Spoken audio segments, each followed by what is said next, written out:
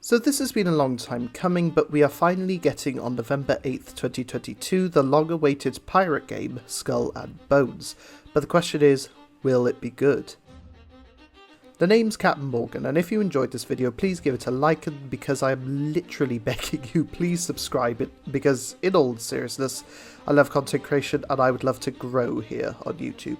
But enough of that, come alongside, come aboard, and let's talk Skull and Bones.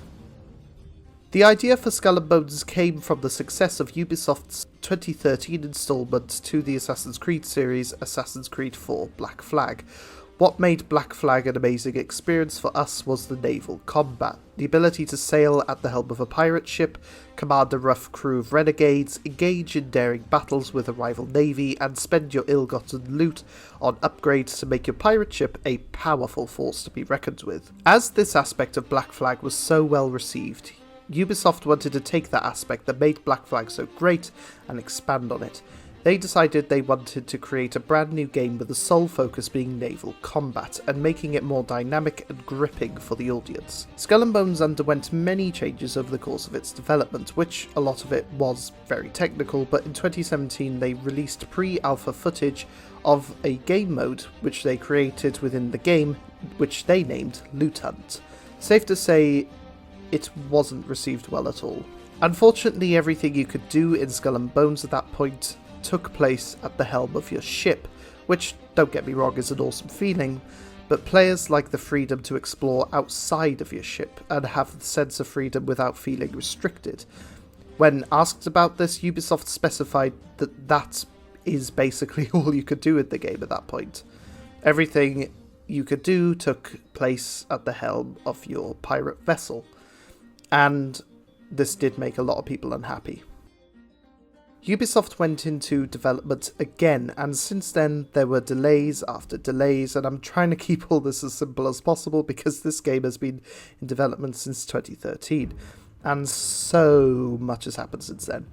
I have been following the development of this game for a very long time. There were some legal issues that involved mistreatment of Ubisoft workers, I believe, which we won't get into, but that pushed the game's development back even further, and even got to a point where everyone thought this game would never see the light of day. However, Ubisoft bounced back, and on the 7th of July 2022, Ubisoft finally announced the release date of Skull and Bones, which, as I said, will be released on November 8th.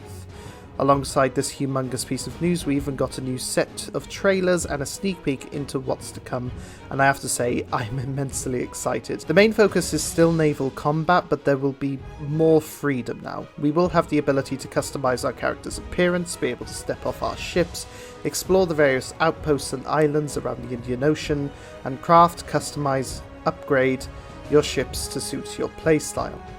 The game will be an online open-world experience, meaning you can sail with or plunder other players. Now, as I said, this is massive for us to hear, and it shows the dedication and hard work that the people at Ubisoft have poured into this project. But with all that being said, people are still complaining. So to everyone out there wondering whether or not to get this game, the question still stands. Will Skull and Bones actually be good? Will it be a good experience? Will it be worth your time and money? My answer is yes, I believe it will be. Just right off, no one has actually played it properly or given it a chance first, even though it looks as though we won't be able to engage in hand-to-hand combat, which is why everyone's complaining.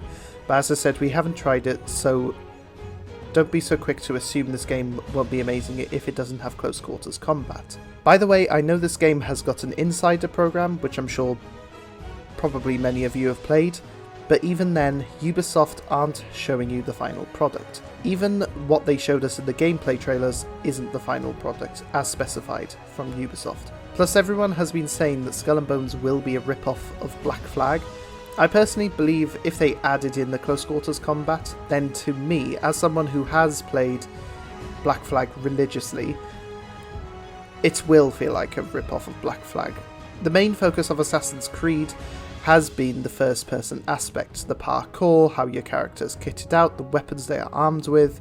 If Ubisoft added in close quarters combat, it would be very dry, bland, and not gripping at all, as what everyone wants it to be is in the style of Assassin's Creed and how their characters fight. If they added in the fighting style of the Assassin's Creed characters, Ubisoft may as well have titled this as another Assassin's Creed game, instead of it being its own standalone game, which is what Ubisoft intended. Me personally, if you are new here and you look at my other videos, you will find I am also a Sea of Thieves player, and I engage in gripping hand-to-hand combat out on the Sea of Thieves. And no game will be better than the other, as both games will offer different things.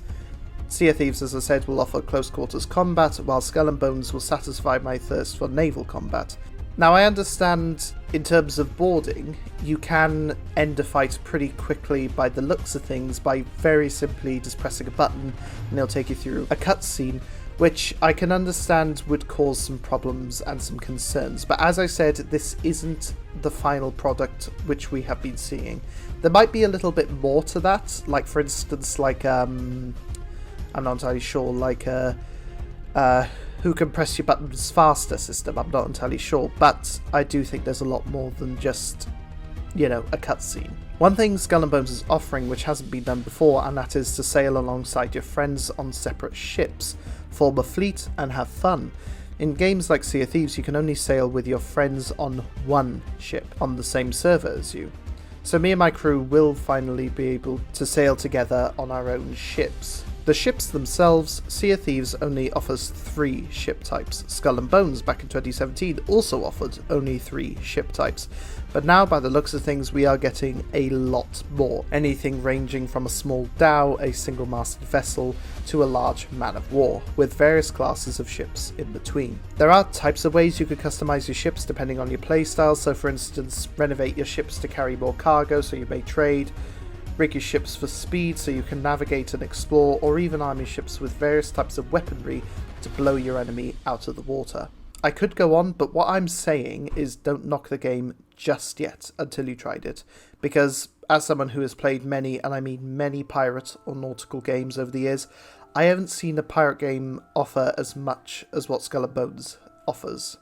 I will be streaming my first experiences of Skull and Bones as soon as it comes out over on Twitch, so if you guys want to see if it is really worth it, then you can come check me out then. If you missed those streams, they will be made into videos on YouTube, but if you are thinking of pre-ordering, do it soon, because if you pre-order, you will get special in-game rewards, which you won't be able to obtain again when the game releases. Now, as I said, if you enjoyed this video, please like and subscribe, and leave a comment down below and tell me what you think of Skull and Bones, and how you think it'll turn out. May a fair wind be with you all, and happy pirating.